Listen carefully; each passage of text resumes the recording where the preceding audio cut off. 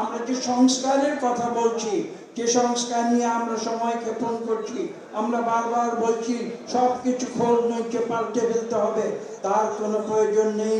তার উদাহরণ শহীদ প্রেসিডেন্ট জিয়া রহমান আজকে থেকে ৪৫ বছর আগে তিনি নিজে দিয়ে গেছেন। আমরা সেই উদাহরণ অনুসরণ করে ইনশাআল্লাহ বাংলাদেশে সকল সংস্কার শুধু করব না, সংস্কার চলতেই থাকবে, কিন্তু আমরা একটি সুষ্ঠু নিরপেক্ষ নির্বাচনের মাধ্যমে আমরা এদেশে অবিলম্বে গণতন্ত্র ফিরিয়ে আনব। আমাদের মনে রাখতে হবে বিগত বছরগুলিতে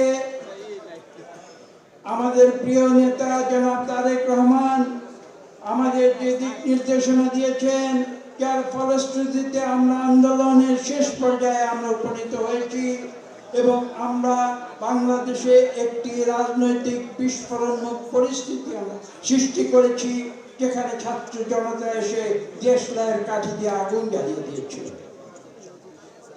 ছাত্র জনতার কাজ ছাত্র জনতা করেছে।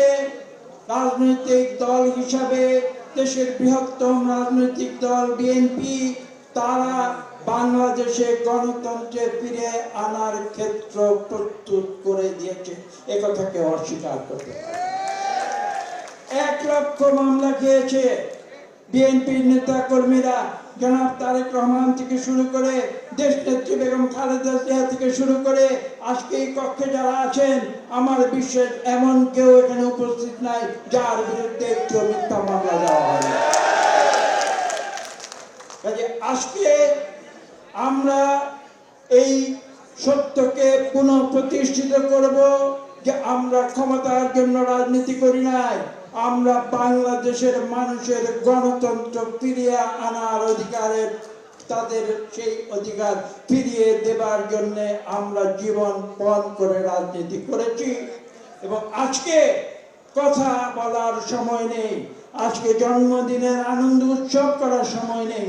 আসুন আমাদের দেশনেত্রী বেগম খালেদা জিয়া আমাদের যে আপোষহীন রাজনীতির শিক্ষা দিয়েছেন, সেই শিক্ষা অনুসরণ করে এবং আমাদের ভারপ্রাপ্ত চেয়ারম্যান জনাব তারেক রহমানের যে দিক নির্দেশনা, সেই দিক নির্দেশনা অনুসরণ করে আজকে শহীদ প্রেসিডেন্ট জিয়া রহমানের জন্মদিনে আমরা এই প্রতিজ্ঞা নিচ্ছি যে আমরা ইনশাআল্লাহ বাংলাদেশের মানুষের কাছে গণতন্ত্র ফিরিয়ে দেব, এটা কেউ ঠেকিয়ে রাখতে পারবে না।